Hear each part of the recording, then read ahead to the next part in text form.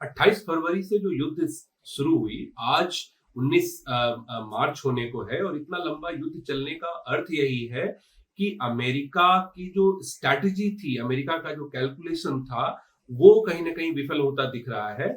जो America drone और missile के थ्रू इजराइल के समर्थन से ईरान को कमजोर करने की कोशिश कर रहा था, ईरान ने उस युद्ध का विस्तार किया है। अब यहां पर यह दिखता है कि क्या वो ईरान में सिर्फ रिजीम चेंज करना चाहते थे या वो ईरान को मिलिटरली कमजोर करना चाहते थे।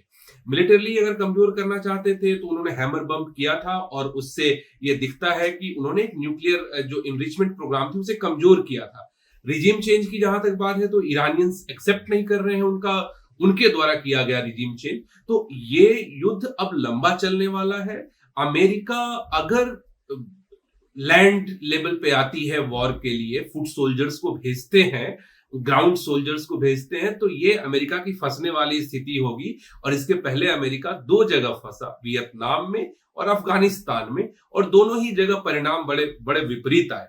अब आप ये देखिए कि जो केंट का इस्तीफा हो गया। जो केंट के इस्तीफा ने यह भी बता दिया कि कहीं ना कहीं इंटरनल जो इंटेलिजेंस है उसमें एक समानता नहीं है और डिफरेंट व्यूज आ रहे हैं, डिफरेंट अप्रोच दिख रही है ईरानियन स्ट्राइक को लेकर के।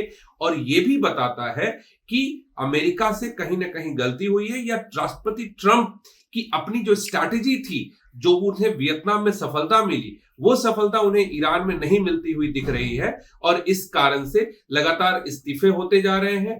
वो भी दिख रहा है कि जो इंटरनल एक इंक्वायरी शुरू हुई थी, उस इंक्वायरी को भी अमेरिकी जो सरकार है, जो ट्रंप प्रशासन है, वो डिफेंड नहीं कर पा रही है।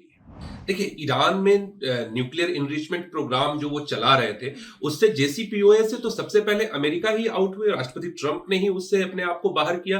तो न्यूक्लियर प्रोग्राम पे अभी इंटरनेशनल बाइंडिंग या इंटरनेशनल जो लॉज हैं वो ईरान पे इंप्लीमेंट नहीं हो रहे हैं, क्योंकि ईरान बाहर भी है उन सारे जो लॉज हैं उनसे। तो ईरान की जो नई रिजीम आएगी, निसंदेह वो ऐसी कोशिश करेंगे, क्योंकि उनके ऊपर जो इतना बड़ा हमला हुआ है, तो वो अपनी सिक्योरिटी को इंश्योर करने के लिए वो इस तरह के न्यूक्लियर डॉक्ट्रिन को रीडिजाइन करेंगे। अब बात यह है कि जो वहां की पॉलिटिकल लीडरशिप है उसके साथ अगर डायलॉग एस्टैब्लिश नहीं किया जाएगा तो मिलिट्री जो एस्टैब्लिशमेंट है उसके साथ आप लंबे समय तक नहीं चला सकते। देखिए, ईरान को पाकिस्तान समझने की भूल नहीं करनी चाहिए अमेरिका को।